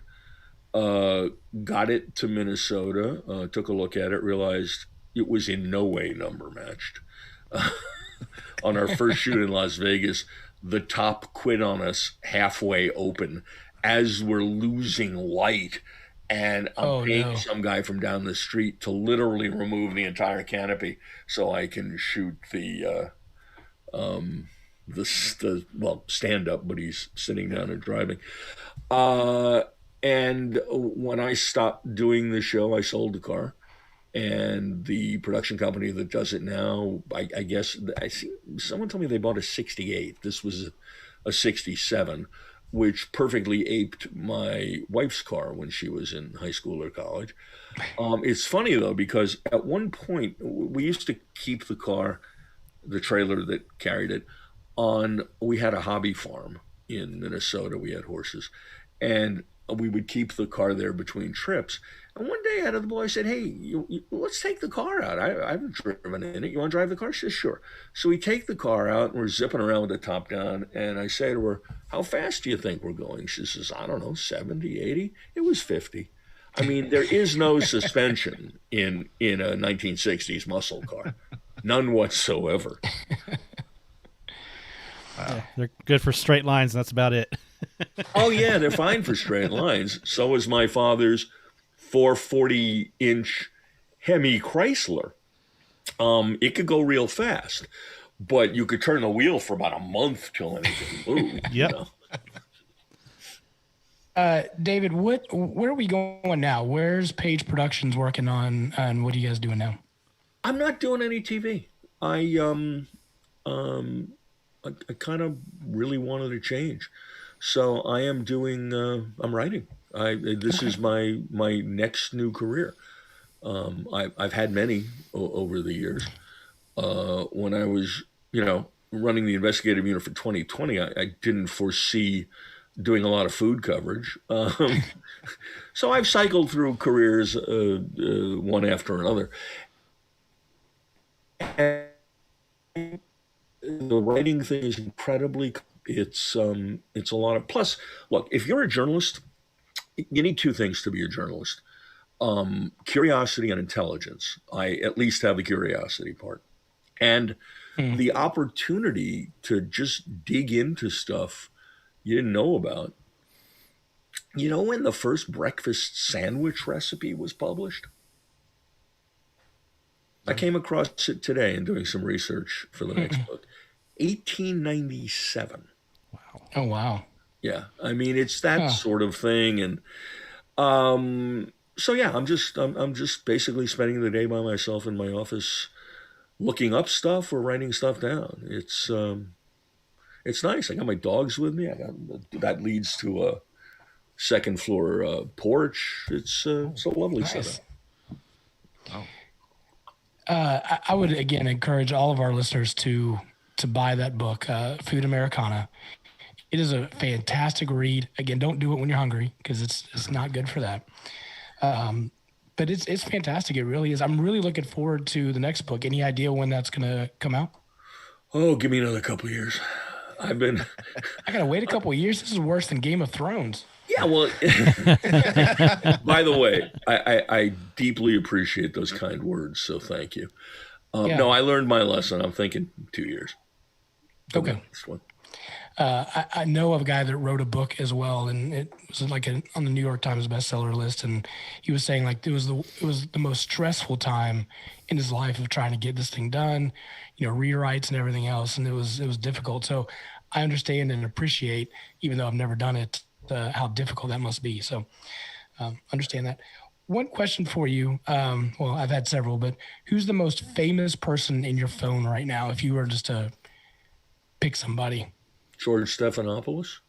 Oh, wow. Yeah. Okay. Yeah, George blurbed the book for me. I did notice that. You had a lot of nice people do that. Yeah, no, George is probably. I mean, I got a lot of phone numbers, but like, I have Mel Brooks' phone number, but it's not his personal phone. He's Gotcha. not going to answer. But no, George, I can That's honestly cool. say that George and I remain friendly many years after we first met at ABC.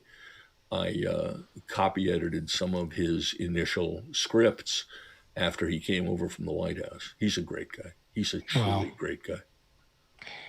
Yeah, like you mentioned, like network news. Like, what do you think about network news now? This is kind of off the tangent of my script, but Okay, let me be real clear. I have a lot of complaints about network news. mhm. None of them relate to the bogus BS of fake news. No one at the networks is trying, well, let's leave Fox out of it, but no one at the 3 or 4 major news operations is intentionally attempting to not tell the truth. Mm, I am troubled by the fact that, look, when I did it, it was the tail end of the glory days of big J journalism. I walked through the Berlin mm, Wall the night it opened. We really cared about stuff.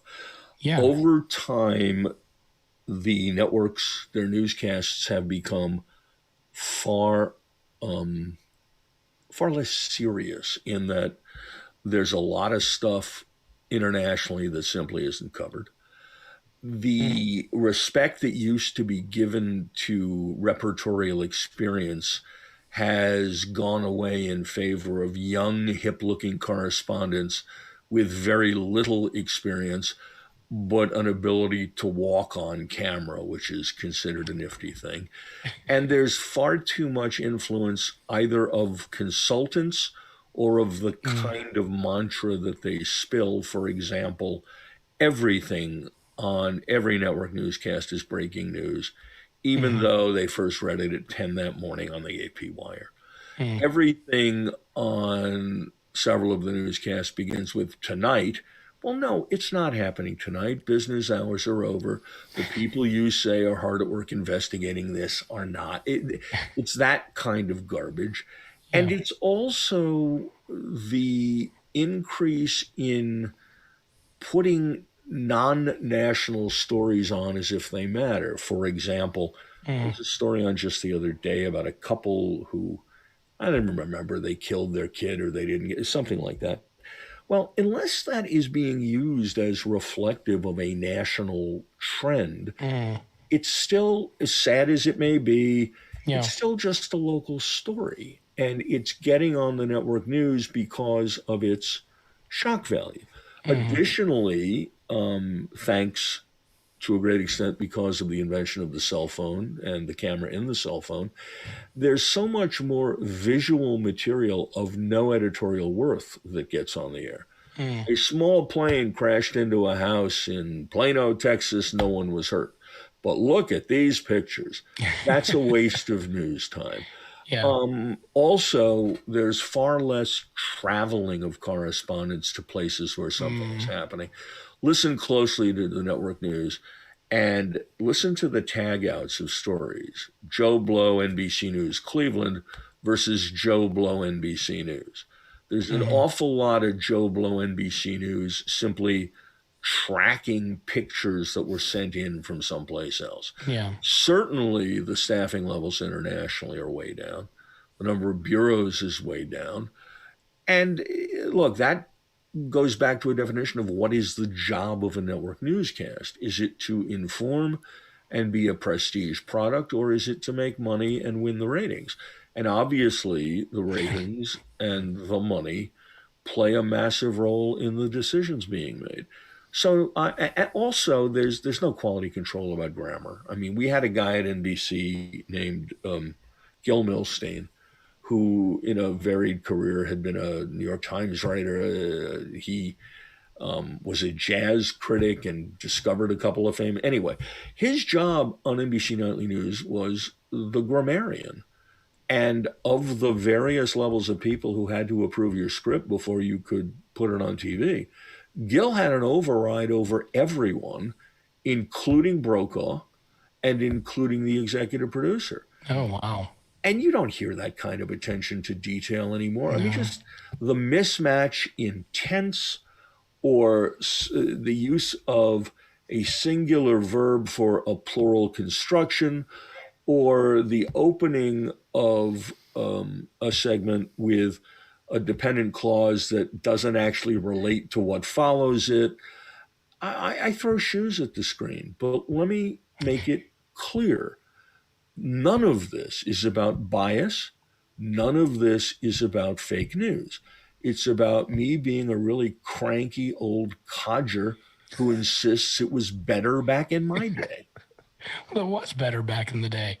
And there's no doubt about that. That's 100% true. Yeah, I think there's a lot of people that say it's better back in the day, for sure. Gil kicked. In fact, it wasn't even Gil. This was before Gil.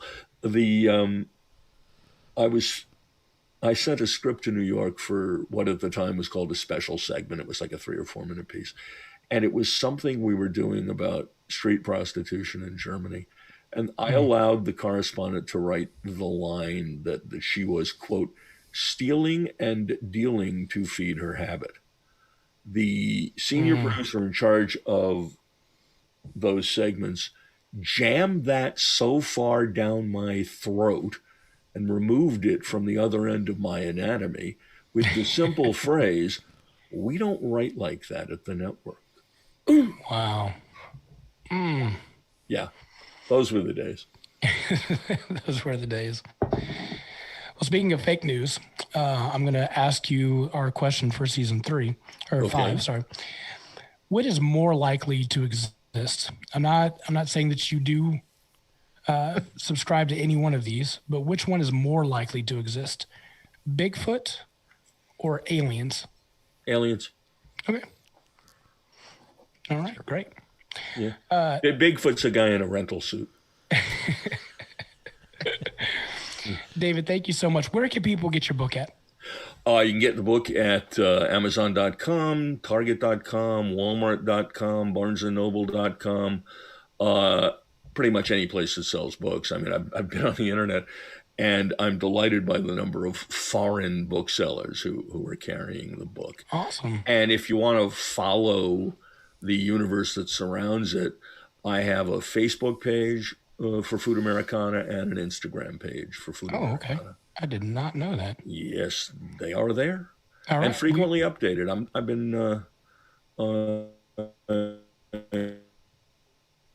material lately.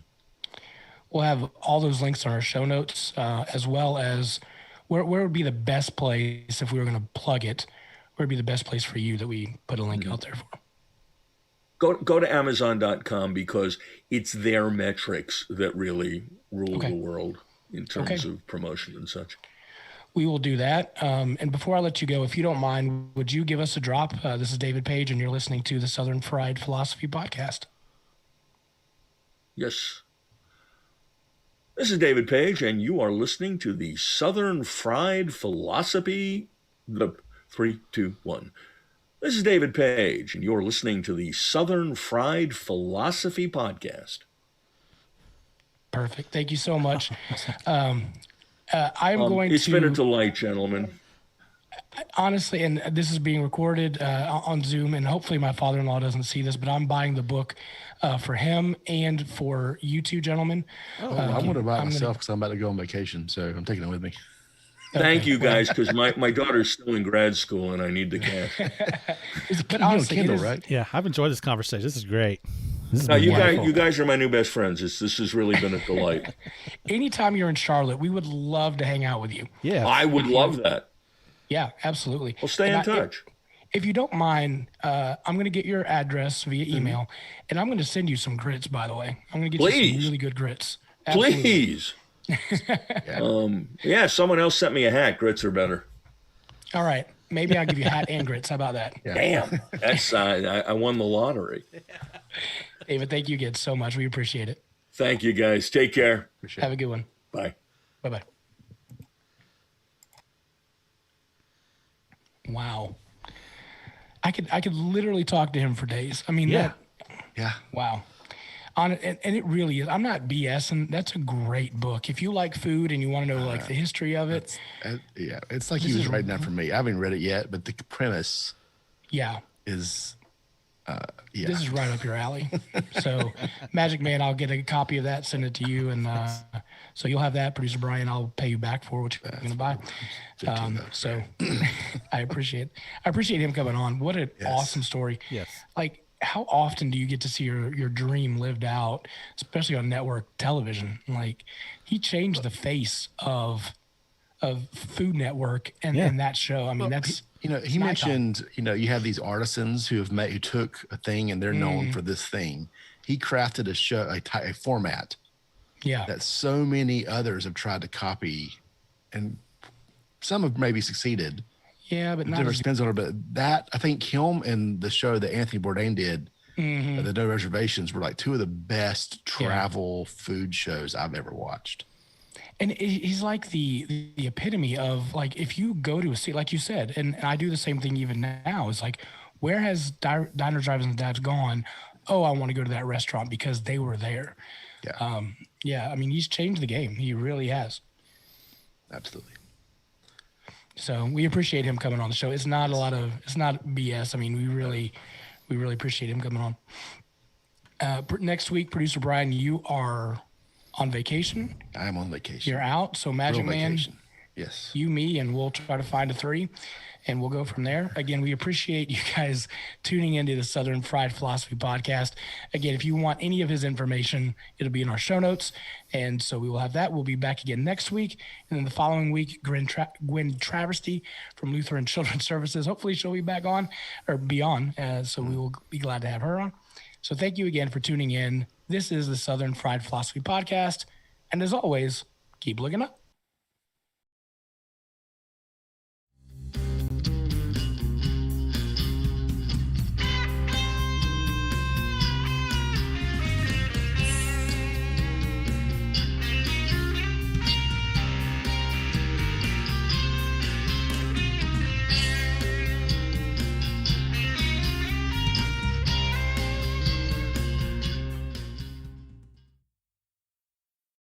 You're listening to